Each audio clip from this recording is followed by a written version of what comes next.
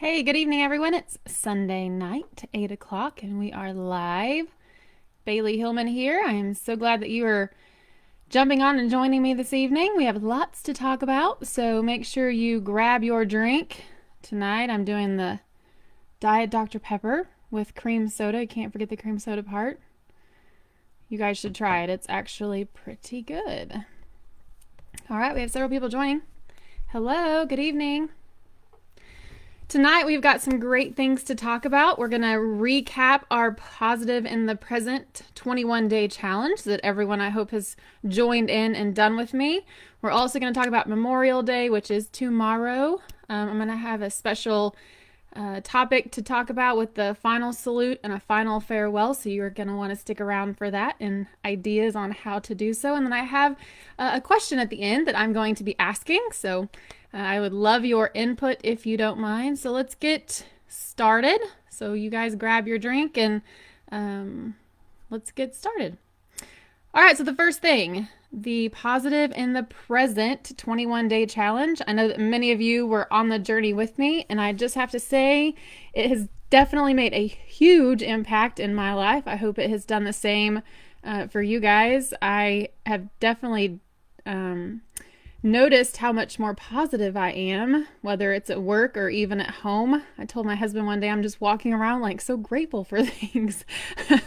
So it has helped. Also the random acts of kindness, sending emails to leadership team members, as well as I've been working really hard at doing that with my team and my direct care floor. So my team members that are CNAs or nurses, life enrichment. So sending them text messages and kind words, that has definitely helped during this COVID-19 pandemic.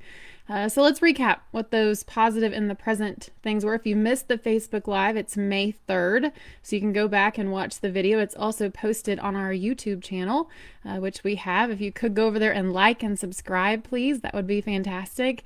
So the first thing was gratitude. So writing down 3 things that you were thankful for. I actually have an app that I recommended, and it's the Presently app. So if you go on your app store, you can type in Presently or gratitude, and it actually sends you a reminder in the evening, which is nice. We've been trying to do the same thing on Facebook, posting reminders that go up in the evenings to help remind you to do your positive in the present, either 3 or 5 of the things. The second one was journaling. So I hope many of you have been journaling. The journaling part of this challenge was to help you go back throughout your day and find those positive things that happen within the last 24 hours. And what this does is it helps you to relive them. And so it releases dopamine in your system, which makes you more gratitude, more thankful. And the third thing was exercise. I have to say that this is the one that I struggle with the most.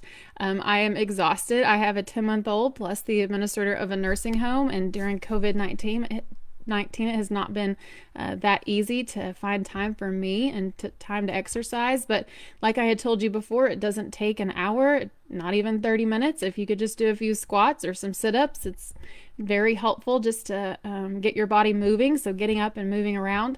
I also started going for a walk at lunch. Don't tell any of my team, okay, where to find me. But I actually started getting up out of my desk and going for a walk during lunchtime. And what I have found is that as I'm walking, I usually go alone.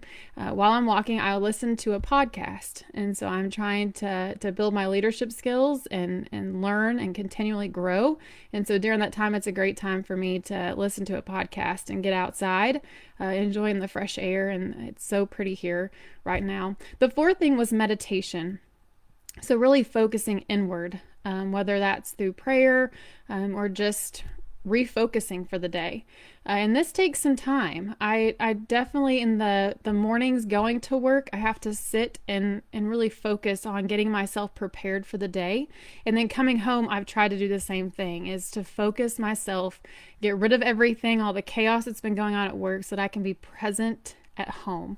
So meditating during the day. And the fifth thing was the random acts of kindness. So sending an email to someone within your leadership department to tell them how great they are and to give them encouragement and kind words. So I hope that you were able to do at least 3 to 5 of those each day.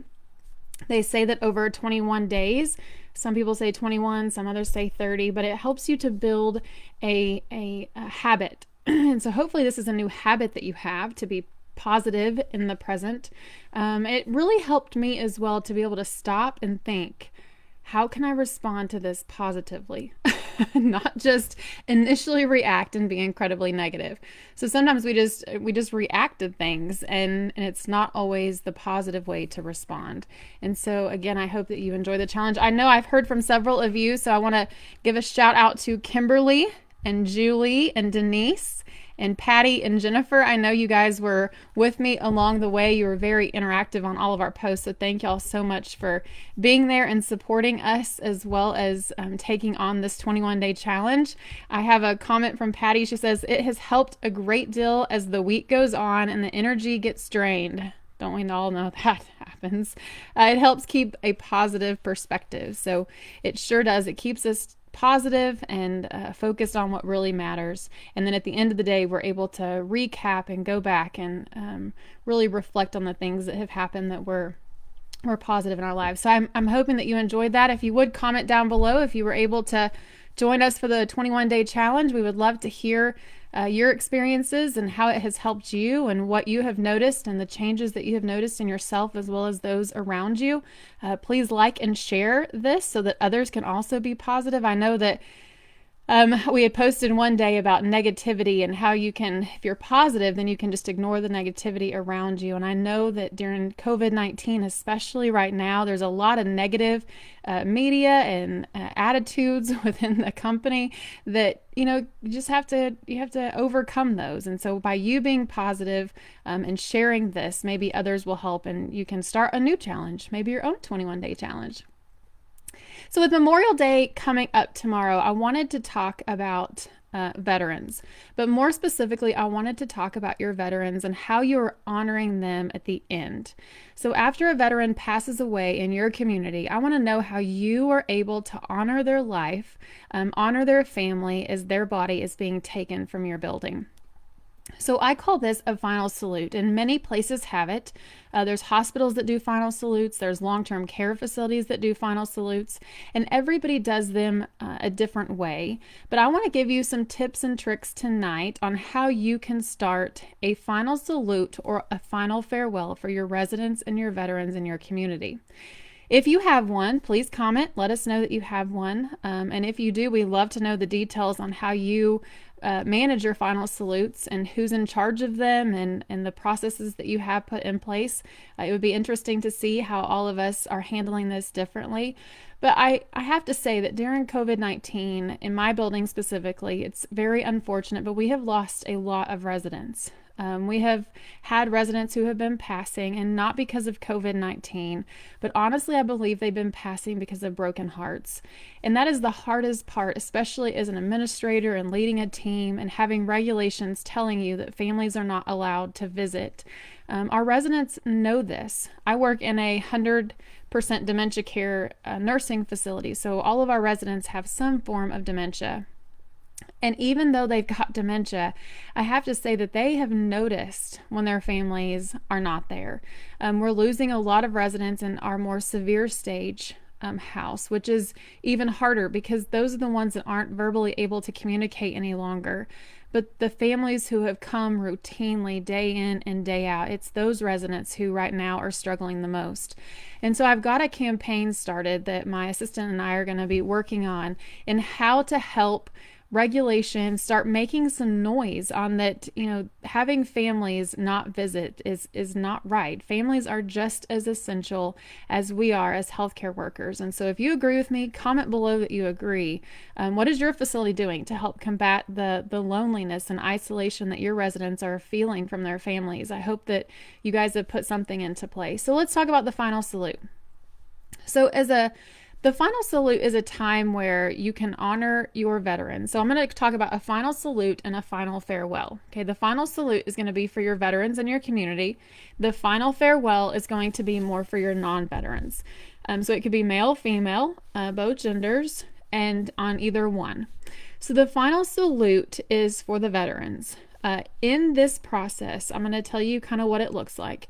When the funeral home director arrives, okay, my team hands them a flag. Okay, it can be folded, it can be hung up if you want. So we hand them the flag and explain to the funeral home director, here at our community, we do a final salute for our veterans. So if you will, please place this flag on the body once they're on the gurney, and put this flag over them. And then please let us know before you come out, because we want to have residents and our team members lined up so that they're able to say their goodbyes. What we do then is we get all of our residents and all of our staff are alerted. They line the hallway, and then the funeral home director is told to push the body through the line of veterans and staff. So the family then is told, here at our community, we do what's called a final salute. And so we want to honor the veteran as they have passed, and we want to honor you as well. And it's a way that our staff and our residents are able to say their final goodbyes. And so I explained to them that they can follow behind their loved one. Be very sure you don't say behind the body, because they're still there, right? It's still the resident. It's still the person. It's not just a body. So they can follow behind their loved one, and they'll be escorted out with the funeral home. And tell them and warn them that, we'll have staff and residents there to say their goodbyes. As the funeral home gets the individual ready, they place the flag over the body, and then they start to push them out. What your team needs to do is have taps, available on a iPod or on their phones. My night shift uses their phones sometimes, so they'll use their iPods and their phones to play taps, and they will have it playing as the individual is pushed through the line of residents and staff that are lined up. This is a very emotional time, okay? It is extremely emotional. In our building, we're actually 2 stories, and with all dementia care, I don't play taps over the overhead speakers, but I'm going to tell you in a minute some ways that you can adapt the final salute to fit your building. So we have the individual being pushed out and downstairs, and then our leadership team is downstairs waiting, and they're also in a line, at attention. If the individual or the staff member or resident is a veteran, they can salute, as the flag is and the individual is draped by the flag is passing through. And if they're a non-veteran, you want to just stand at attention, and you can also do the civilian salute, which is your hand over your heart. So the individual is pushed through and then pushed out to the hearse.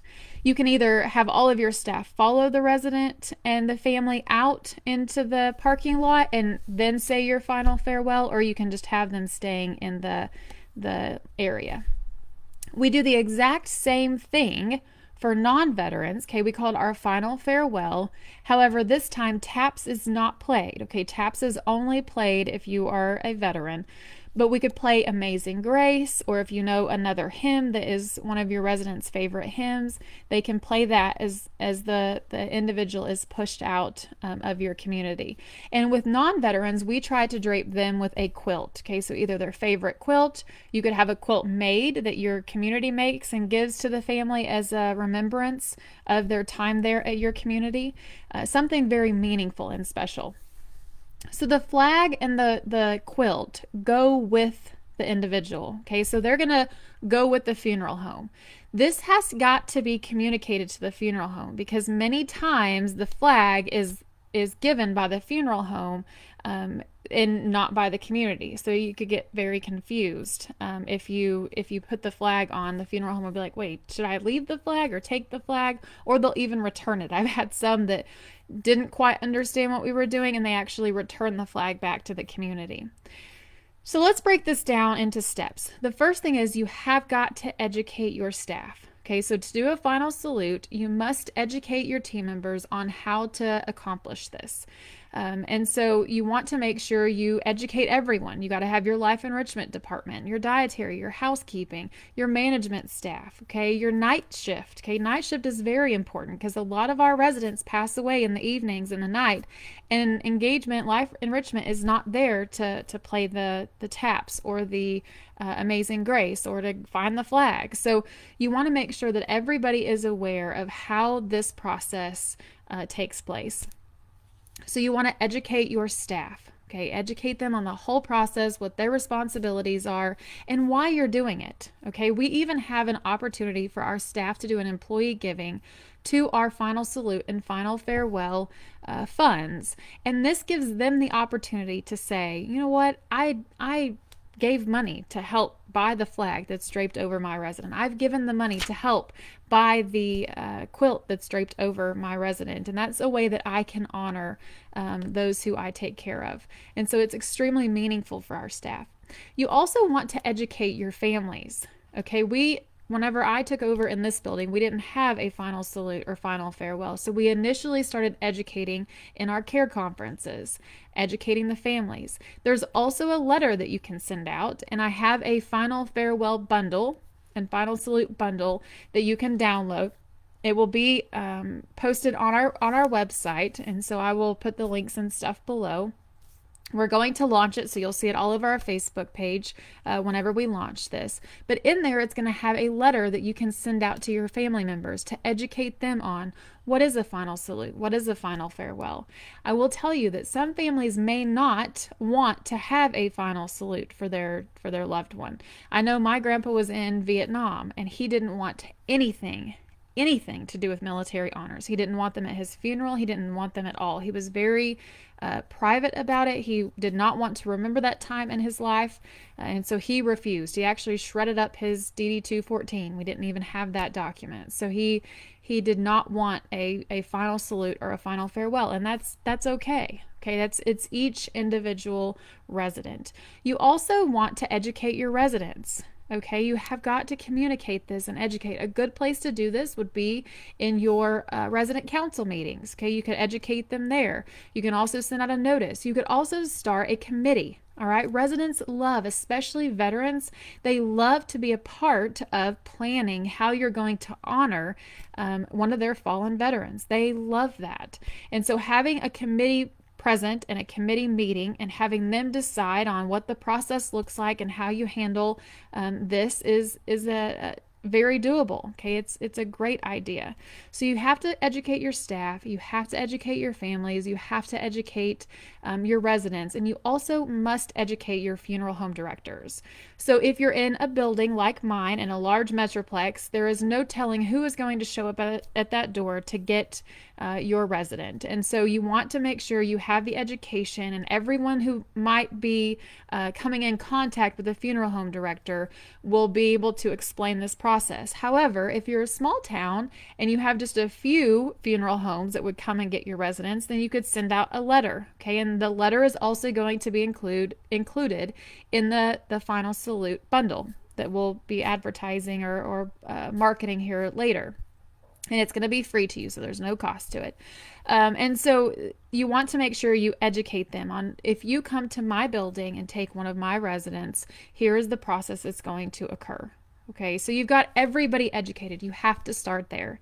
The next thing is getting your equipment. All right, you have to get your equipment together, ensure that it's properly working, and it has to be accessible to everyone. All right, that's the key, accessible to everyone.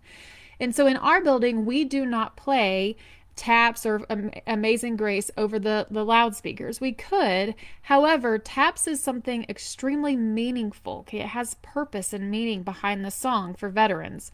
And because I work in a unit with all dementia care at various levels and stages, I don't want that playing overhead, especially in the evenings, and confusing my residents and causing more anxiety and stress.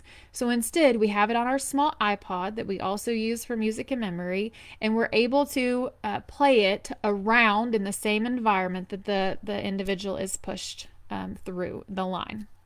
So you have to have your music. So you got to download Taps and Amazing Grace. Now, I'm going to explain that taps in some branches of the military believe that it should be played only one time through. Some people are extremely passionate about this. Okay, this is a topic that is very important to veterans. Okay, and it depends on what branch, it depends on what time frame, and that your individuals were in the military as to what they believe about what a final salute should look like, and how the music should be played. The reason that we stopped taking the flag back and keeping one flag for the final salute is because they believe that the soul of the veteran is trapped in the flag. So some families believe that the first flag that lays over the body of their veteran, the soul is trapped in that flag. And heaven forbid, okay, I take that flag off, fold it up, and keep it in my building and not give it to them. That would be just detrimental if a family member believed that.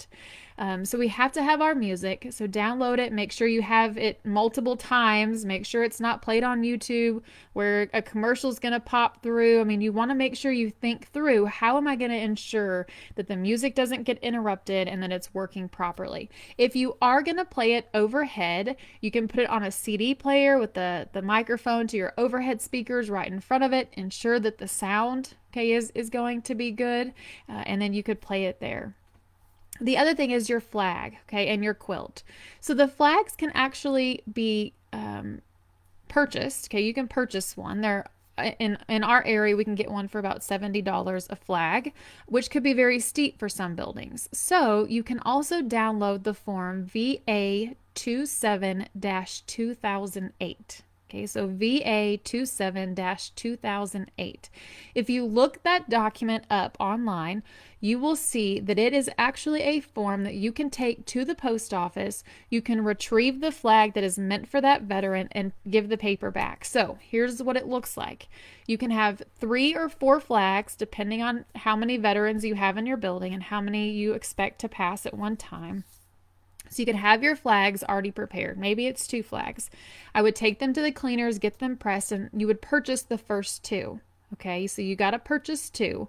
And then you get the family to fill out the form on admission. Okay, and if you got to get caught up, you can get all of your people caught up up until that point. And then you take that form after the person has passed, you finish filling it out completely. Okay, it's going to ask like where they were buried. It has some other questions that you have to wait until after the veteran is buried to answer. And then you would take that document to the post office, get a flag, which would replace the one that you initially had purchased. Okay, so I hope that makes sense. So you're going to have 2 flags initially, but then each time someone passes, you're going to have a flag to replace the one that you've given. All right, so it's not their flag, but it's still a flag. It's the burial size flag, the 5x9. All right, so that's the flags that you're going to need. And I will include that VA form in the bundle. Okay, so whenever you download it, that VA form will be available for you.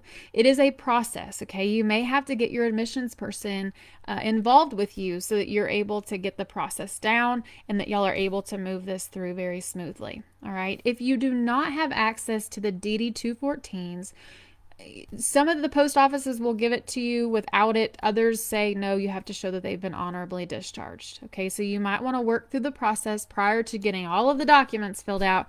You want to make sure that you're able to get all of the documents they're going to require in order for you to get the flag to replace yours. All right. The other piece of this is the quilts. So you want to get a quilt that either maybe your resident loves. Okay, so if they have a favorite quilt in their room, you could ask the families what their favorite quilt, what the resident's favorite quilt is, or bring something up that's meaningful. Or you could have your residents make quilts. Okay, so we're working right now on using the felt. Okay, and then using it as a tie quilt. So we're tying the squares, so we're cutting them out 24 inch by 24 inch. We're tying them 6 inches cut, so the tie quilts, to make a quilted blanket. All right, and we're making them 5x9 as well. And on one side of them, we're going to embroidery, with love from our community. All right, and then that quilt is going to go to the family. So you have to have your music. You've got to complete all of your education. You need to make sure you have speakers. You need to make sure that you're either going to play it overhead or on your iPods. Make sure they're all charged. That's the worst thing, is to go get it out of the cabinet and it be unplugged and not charged. You got to have your quilt as well as your flags. Okay, so those are all the supplies that you need. And then you want to just make sure that everybody is on the same page. And I'm telling you, when somebody is nearing the end in our building, this is the thing that everybody is talking about. Okay, it's where's the flag? Where's the quilt? How are we going to get this? Who's going to be responsible for it? I mean, this is an ongoing communication in our building, especially at the end. The reason that I believe this is so incredibly important, I cannot stress how important this is, but the reason I believe this is so important is because you could do an excellent job with care. Excellent. You could do everything right up until the point the person passes. And if you don't do it right after, forget it. Okay, nobody's going to remember everything that you did right. However, it can go the opposite way as well. If you did everything wrong, okay, if everything just did not seem to work, if this family member just could not get over that you were not providing excellent care, and that they could probably do it better, it was just a difficult relationship up until the person passed, if you could do this right, if you could send them off perfect, okay, they will never remember everything that went wrong. Okay, they will be so grateful for the end to be able to say, wow, that community, whenever we left, we felt so loved. Okay, so loved.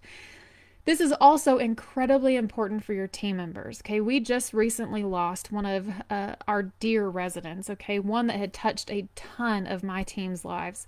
And it is so incredibly hard for our teams, especially during COVID-19, when they can't go and say their goodbyes at a funeral or anywhere, when they can't see them or hug them. And even for a while, we couldn't have them going into the houses and cross-contaminating because of the fear of spreading COVID.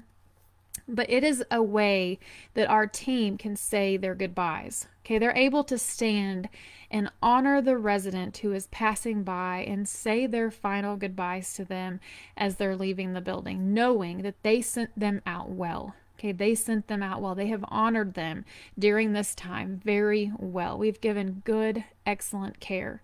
It's also a time for your residents to say their goodbyes. I have sat as a regional in many communities where I'm doing resident council and asking them, would you guys want to do a final farewell or a final salute for the individuals who live here? And they're like, yes. And we want to know who. Okay. And, HIPAA is there. Okay. It's real. Yes, I completely understand the HIPAA.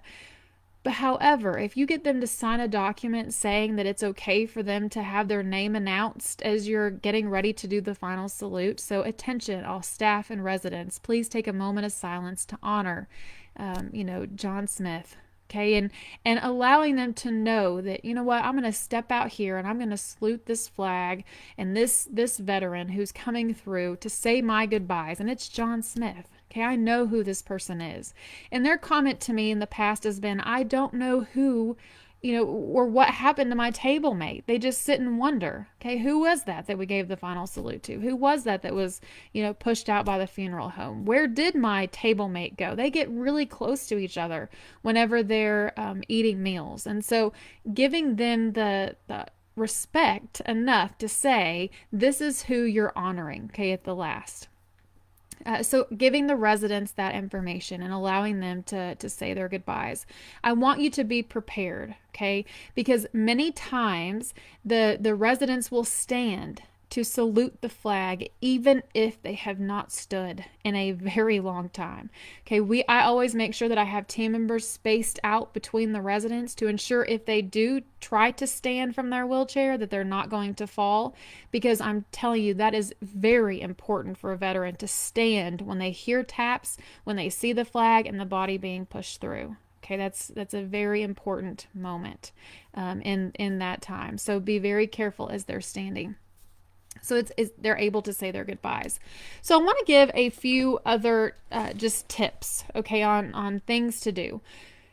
You could have a very extravagant final salute. Okay, Okay, it could be very extravagant. You could have team members who are also military that wear their uniforms. I've had some buildings that, a nurse or the maintenance guy or, housekeeping, they are veterans themselves and they keep their uniforms at the building because if a resident passes, they're going to have the honor guard, okay, where there's 6 people on each side or there's 3 people on each side of the body as the body is escorted out of the building. I've had some residents who want to call the final salute or have the call at each corner. So you'll hear them to call for a salute at the corners. And I'm telling you, I'm getting cold chills just talking about it. And so the residents take pride in this and they call for the last salute. And I can't tell you the feeling that you could have when you hear taps playing overhead, your building is completely silent, and all you hear is a veteran, one of your residents, calling out for a salute. I mean, it is powerful. It's powerful and meaningful for your families. Most of them will want to record this as it's going on. People are crying. They're able to really get out the emotions that they need to get out whenever they lose someone like this. So you could have your honor guard on the side. You could have your residents that are calling for the salute. You can follow out as a procession. Okay, they can follow, the staff can follow out behind the resident and their loved ones. Be very cautious that your staff don't step out in front of the family. Okay, I've had that happen before where our staff step out in front of the family to follow the individual, and the family's left at the end. Okay, that did not go so well. If you want, if you cannot get flags, you could take the flag back. I just, again, caution you on this because that means so much to them. Walk through the process. You could even have a funeral home come in. If you're good friends with a funeral home that comes to your building frequently, you could have them come in and do an education video for you. So you can actually show an educational video for your staff to see so that they're able to know what to expect during a final salute. So again, this could be a very individualized process. Okay, it's something that you need to make yours. The individual who has passed always goes out the front door, right? That's the most important piece of this, is that the door that you walked in is the door that you're going to leave. Okay, and we're not going to hide you and take you out by the back dumpsters. We're not going to, hide you and try to take you out in the evening when nobody else is awake. Honor and celebrate their lives. Okay, I want my life honored and celebrated. So why would I not want to honor and celebrate all of my residents' lives as well? So that is the final salute and the final farewell. So a final salute is going to be for your veterans. The final farewell is for your non-veterans. And you can drape them with a blanket and then your veterans with the flag. If you are not able to get any flags, if you just have no money to start, you could call the funeral home ahead of time and say, hey, I've got a veteran who's passing. Do you mind going ahead and bringing the flag? So that they're able to drape them with a flag. And most funeral homes will keep a blanket that has a flag on it or an actual flag in their hearse, just so that they have it available to drape over a resident if they are a veteran. So you want to make sure that you're vocal about that. So during the time that we're losing residents, okay, not just because of COVID-19, but because of other things as well, this is something that I would highly encourage you to start getting put into place. If you have COVID-19, like residents who have COVID-19 pass away, usually the process is that body has to be put into a body bag, but you can still honor them. Okay, it's still okay to have your mask on to say your goodbyes. A couple days ago, we had a family that came in because when they're imminent, we're allowed to allow the families to come in and visit. So we had the families come in, and the resident passed while they were there, and so we were all wearing our masks. They were wearing their mask and their PPE is appropriate, and we brought them down and said our goodbyes just like that. So just because we've got COVID-19 does not mean that we don't send our residents and our veterans out with the honor that they deserve. Okay, it doesn't mean that we don't tell and talk to our residents about who has passed. I want to go back real quick to this. Because of dementia care, okay, I don't want you to count out dementia care with the final salute, because I've got a 100-bed nursing facility with all dementia care, and we still do the final salute. And at first I thought, I don't know if this is going to work real well or if they're going to know, but I went to one of our mild to moderate stage houses. Okay, so most of our residents are mild to moderate. Very early in my career here, okay, at this specific building. And the resident had just passed and they were all at their meal, and the nurse is like, I need you to tell them that he passed away. I just cannot bring myself to tell them that he's not coming to the meal. And they were already asking, where is he? Why is he not here? And so I went over and I just said, Mr. Smith passed away today. And so we're sorry, but he's not going to be able to be at the meal with you. But he's in a much better place. And he's not hurting anymore. And but I am going to offer you a time to say your goodbyes right after dinner when the funeral home gets here. If you want to say your goodbyes, we're going to give them a final salute. And I tell you, every resident stayed up. Every resident stayed up that night. They wanted to say their goodbyes to their friend. They understood and knew what the meaning of this was. And so they did. They stayed up and they honored that gentleman as we pushed him out the house. And so ours is multiple stories, so we only can have the residents in their unit lined up, and then we have our management staff at the bottom. But you could have residents from all the halls. If you're all in one story, have them in all the halls and have the individual being pushed through all of them so they're able to say their goodbyes. This stops everything. Okay, I want to say that too. This stops everything. I've been in the middle of surveys before, and I went to the surveyors and said, listen, we're about to have a final salute, or we're about to have a final farewell for one of our residents, and we ask that you come out and pay your respects as well, because we will all be there. Okay, that's where we'll all be. So I don't have anybody to talk to you about, any of your concerns, because we're all there. So having them there and having them present as well, everything stops. Okay, all the noises stop, everything stops to say our final farewell. So I hope this has given you some inspiration to not just push the bodies, secretively out the bag, but that you would really take this time to look at your processes and say, am I really honoring my residents at the end? Am I honoring them? Am I giving them the goodbye that they deserve? So during Memorial Day, as you're celebrating and thinking about those who have lost their lives during wartime, continue to think about the ones that are living in your building. Okay, how are you going to honor them at the end of their life? How are you going to remember them at the end of their life? So that concludes my final salute and final farewell tips and tricks. So to change and have a little bit of a different note, I want to ask a question. Okay, I know that most of you who follow me live on Sunday nights are really the core group of our Facebook group. And so I've heard over the last couple weeks of, man, my nurse needs to hear this, or can you make this shareable because I've got team members and other departments that need this and aren't in the activity profession. And so I want to know, I am asking your opinion.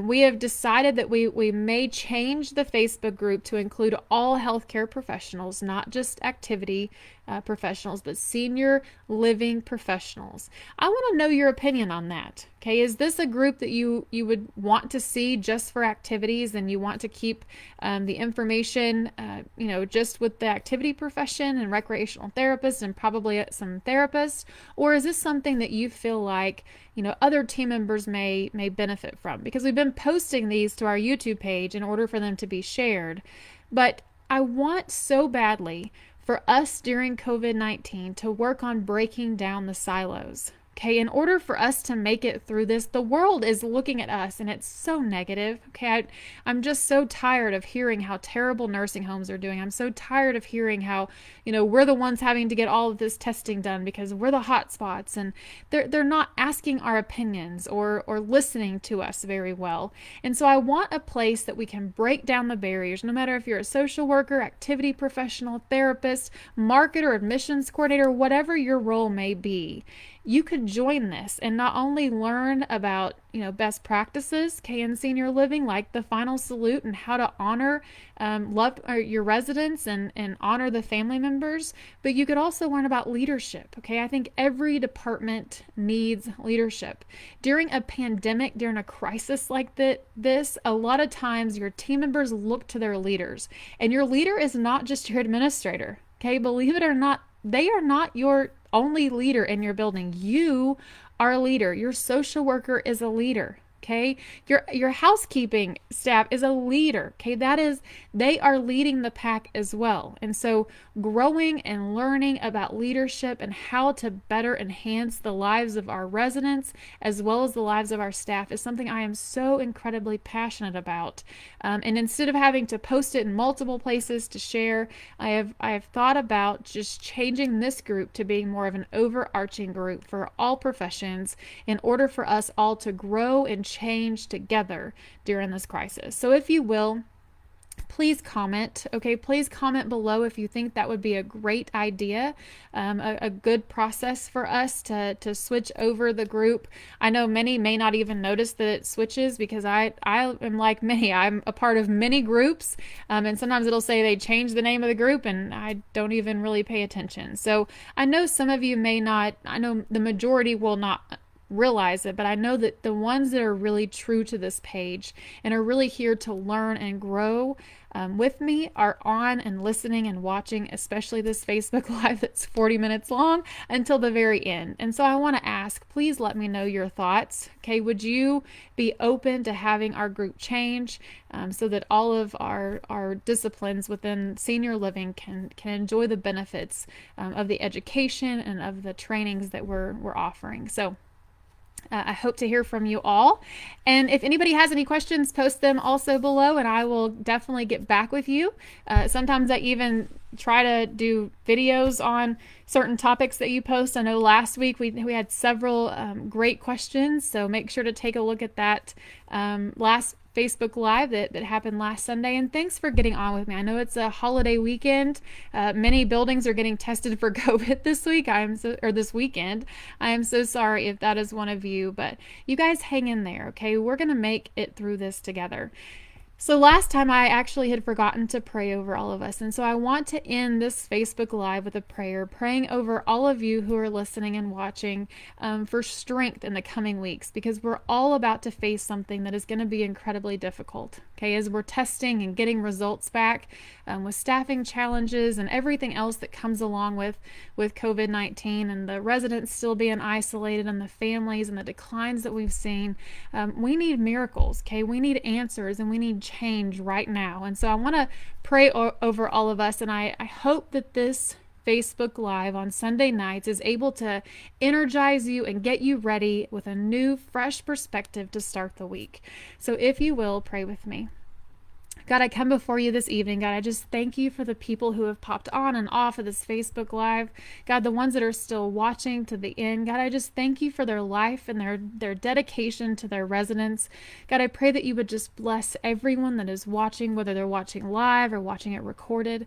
God, I pray you would just bless their lives. I pray that as they have learned about a final salute to honor the residents that have passed, God, I pray that you would help them to give them the resources, the ability and the communication to communicate with their team on how they can best honor them at the end. God, whether we've done a great job taking care of them or have struggled taking care of this resident, God, I pray that we would just do it right at the end. God, I thank you for everything and the miracles that you're doing. God, I see all over social media as well as in my own life, the miracles that you're working within our communities and our senior living. But God, we have challenging days ahead. God, I pray for strength that only you can provide. God, I pray for results that only you can provide. God, a negative test. And God, if they are positive, God, I pray that you would just help us to quickly be able to understand and get processes put into place in order to protect our residents as well as our staff. God, we love you and we thank you for working even during this pandemic and this crisis. Thank you for being present in our lives, being present in our buildings. God, we pray that you would just continue to be honored and glorified in all that we say and all that we do. In your precious and holy name I pray. Amen.